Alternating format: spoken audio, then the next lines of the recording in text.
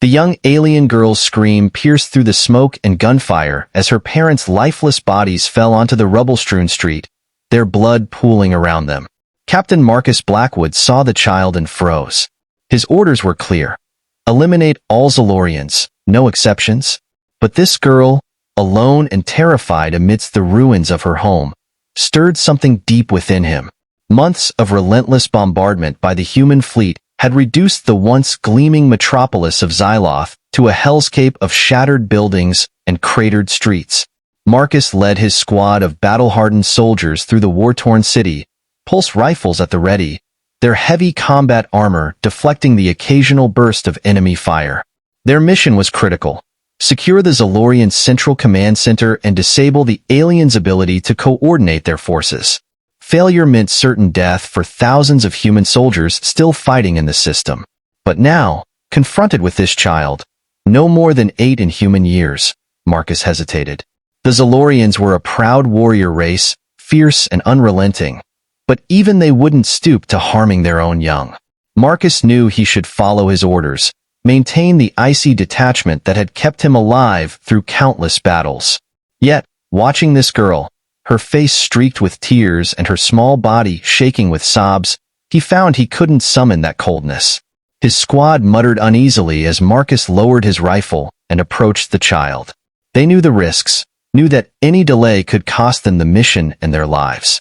But Marcus knelt before the girl, extending a hand in a gesture of peace. "It's okay," he said softly, hoping the translation software in his helmet could convey the gentleness in his voice. "I'm not going to hurt you." The girl recoiled, her eyes wide with fear and confusion. Marcus couldn't blame her. To her, he must look like a monster, a faceless killer encased in armor still splattered with her people's blood. But slowly, tentatively, she reached out and took his hand, her small fingers dwarfed by his armored glove. Marcus knew in that moment that he would protect this child no matter the cost. He would defy orders, risk court-martial, even face down the fury of his own squad, because in the midst of all this death and destruction, this small act of compassion felt like the most important thing in the universe. He stood, the girl's hand still clutched in his, and turned to face his squad. "She's coming with us," he said, his voice hard with resolve. "We complete the mission, but we keep her safe. Understood?" There was a moment of tense silence, broken only by the distant thunder of artillery. Then, one by one, his soldiers nodded. They knew the stakes, knew the price of disobedience, but they also knew their captain and the unwavering loyalty he inspired. And so, with a trembling alien child in tow, Captain Marcus Blackwood and his squad set off once more into the heart of the shattered city, determined to carry out their mission and maybe, just maybe, save one innocent life amidst all the carnage. The sharp tang of ozone filled Marcus's nostrils as he crouched behind a shattered console, pulse rifle clutched tight. The girl, Nara, huddled beside him, her small form trembling against his armored side. Around them, the Zalorian Central Command Center lay in ruins, the once pristine corridors now littered with the bodies of fallen soldiers, both human and alien.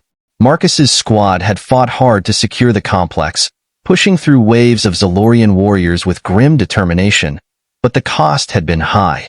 Half his men lay dead or dying, their blood mingling with that of their enemies on the cold metal floor. A sudden movement caught Marcus's eye, and he spun, rifle at the ready. But it was only Corporal Jensen, his face pale beneath his shattered helmet. "All clear, Captain," he said, his voice rough with exhaustion and grief. "We've secured the command center." Marcus nodded, allowing himself a moment of relief, but it was short-lived. As he scanned the room, he caught a flicker of movement in the shadows. "Contact!" he yelled, shoving Nara behind him as a barrage of plasma fire erupted from the darkness. Zalorian commandos, their armor a sleek, menacing black, poured into the room, weapons blazing. At their head strode a towering figure, his eyes glinting with malice beneath his horned helmet. Commander Varkos, Marcus realized with a surge of dread, the butcher of Kaler himself. Marcus's men fought back with everything they had, but they were outmatched and outnumbered. Plasma bolts seared the air, finding gaps in armor with sickening precision.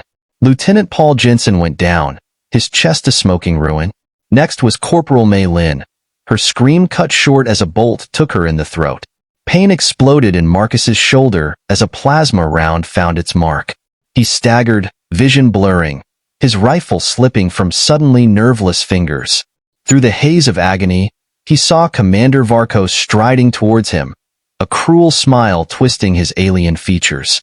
But then, Nara was there, throwing herself between them, her small voice rising in desperate pleas. Varkos faltered, his eyes widening in disbelief at the sight of a Zalorian child shielding a human. For a heartbeat, he hesitated, his finger tightening on the trigger. It was all Marcus needed. With a roar of effort, he snatched up his fallen rifle and fired, the bolt catching Varkos square in the chest. The Zalorian commander crumpled, his armor smoking, and the remaining commandos fell back, retreating into the depths of the complex.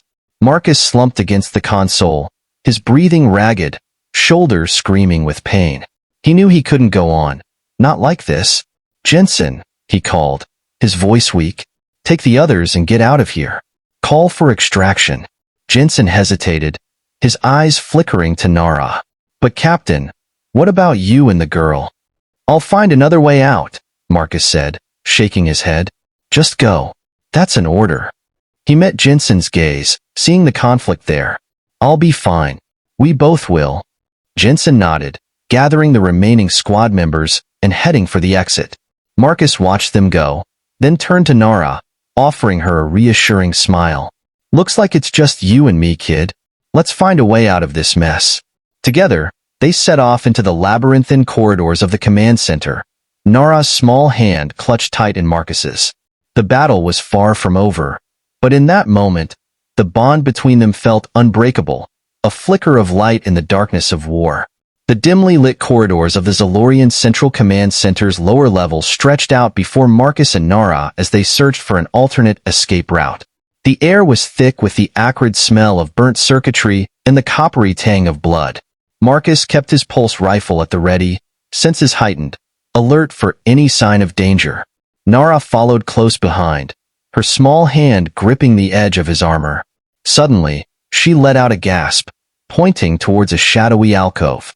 Marcus tensed, raising his rifle, but as his eyes adjusted to the gloom, he realized what had caught Nara's attention. Huddled in the alcove was a group of wounded Zalorian civilians, their scales dull, eyes filled with pain and fear. Among them, Marcus recognized a young male whose features bore a striking resemblance to Nara's. The girl let out a cry of recognition and rushed forward, throwing her arms around the Zalorian youth. "Zorak!" she exclaimed, her voice thick with emotion. "I thought I'd lost you." The young Zalorian, Zorak, held his sister tight, but his eyes narrowed as they fell upon Marcus. "What is this human doing here?" he hissed, voice laced with suspicion and hostility. Marcus slowly lowered his rifle, holding up his hands in a gesture of peace. "I mean you no harm," he said, keeping his voice calm and even. "I've been protecting your sister. She saved my life." Zorak's gaze flickered between Marcus and Nara, confusion and doubt warring in his eyes. But as he took in the way Nara clung to the human soldier, the trust and affection evident in her small face, his hostility began to fade. "Very well," he said grudgingly. "If Nara trusts you, then I will accept your help." Marcus nodded, kneeling beside the wounded Zalorian civilians. He had received basic medical training as part of his soldier's education, and he put that knowledge to use now, assessing their injuries and doing what he could to tend to them with the limited supplies at hand. As he worked, he could feel the Zalorians' initial wariness and fear slowly giving way to a tentative trust and respect. For the first time, they saw him not as an enemy combatant but as a fellow being, one who sought to help rather than harm. With the wounded stabilized, Marcus and his unlikely allies continued their journey through the command center's lower levels. The corridors grew narrower and more labyrinthine, the air heavy with a sense of foreboding. Suddenly, they found themselves standing before a heavily guarded door, the Zalorian script on its surface identifying it as a research laboratory. Marcus's instinct screamed at him that something was wrong, that they needed to investigate further. With Zorak's help, they managed to bypass the door's security systems and slip inside. What they found within made Marcus's blood run cold. The laboratory was filled with advanced scientific equipment, much of it bearing the distinctive markings of the Zalorian military. But it was the central display that drew Marcus's eye, his heart hammering in his chest as he read the data scrolling across the screens. The Zalorians had been experimenting with a biological weapon, a deadly agent designed to target human DNA specifically. If deployed, it could wipe out entire human colonies, even entire worlds, with terrifying efficiency. Marcus knew that he couldn't allow this research to continue, couldn't let this weapon fall into the wrong hands. With Zorak and the other Zalorian civilians at his side, he began to formulate a plan to infiltrate the lab and sabotage the weapon. But just as they were about to put their plan into action, the door to the lab slammed open, revealing a patrol of heavily armed Zalorian warriors. At their head, his eyes blazing with fury and hatred, stood Commander Varkos, very much alive despite their earlier encounter. Plasma bolts filled the air as the warriors opened fire, Marcus and his allies diving for cover behind the lab's equipment. Marcus returned fire, his pulse rifle spitting deadly energy, Zorak and the other Zalorians fighting beside him with determination. It was a battle unlike any Marcus had ever experienced, human and Zalorian fighting side by side against a common foe. The fate of both their species hung in the balance, the outcome of this single desperate struggle potentially deciding the course of the entire war. Plasma scorched the air, consoles exploded in showers of sparks, the stench of ozone and burnt flesh filling the lab.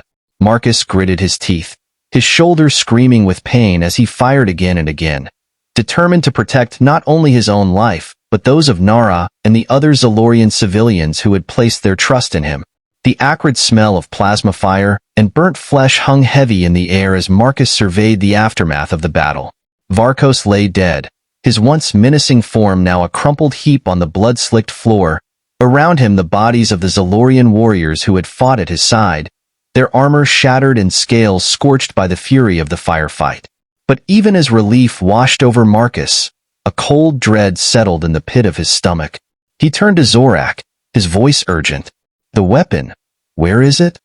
Zorak, his face grim, shook his head. "It's gone. They must have moved it while we were fighting." Marcus's mind raced, the implications of this revelation hitting him like a physical blow. If the Zalorians deployed that biological weapon, it would mean the end of the human race. Millions, billions dead. Entire worlds wiped clean of life. He couldn't let that happen. "We have to find it," he said, his voice hard with resolve.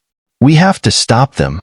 But even as the words left his mouth, Marcus knew that time was running out. The Zalorians would be on high alert now, their security tightened to the breaking point. They needed a plan, and they needed it fast. And then, in a moment of cold clarity, Marcus knew what he had to do. He turned to Zorak, his eyes meeting the young Zalorian's gaze. "I'm going to surrender myself to the Zalorian military."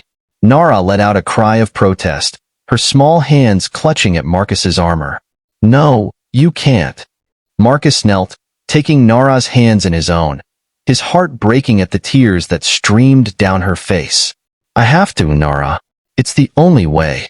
He looked up at Zorak, seeing the understanding dawning in the Zalorian's eyes.